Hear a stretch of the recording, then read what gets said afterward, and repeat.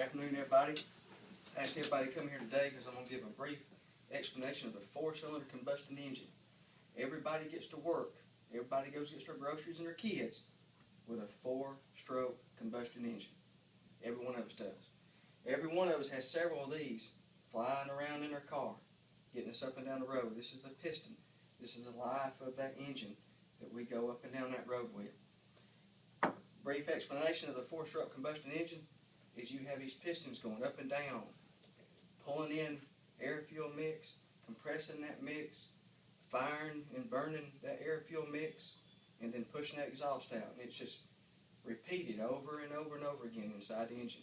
All thousands and thousands and thousands of times every time you get in it and drive to work and drive home.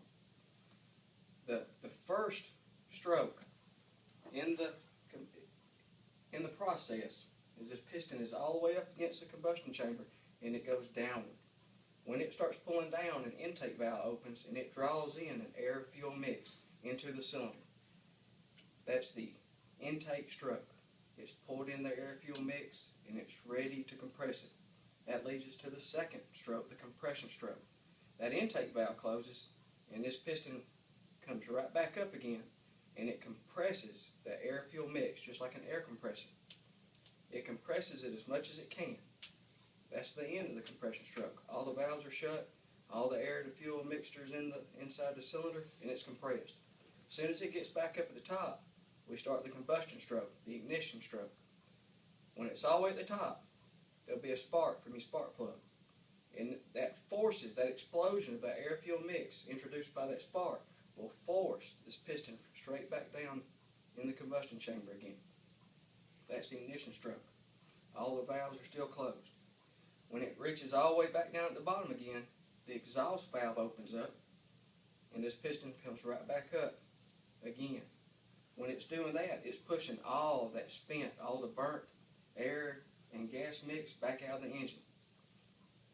Then it starts back over again and immediately the intake valve will open again. Every one of us has these pistons, either 4, 6, or 8 cylinders in our engines, and every one of these is doing this just over and over and over again.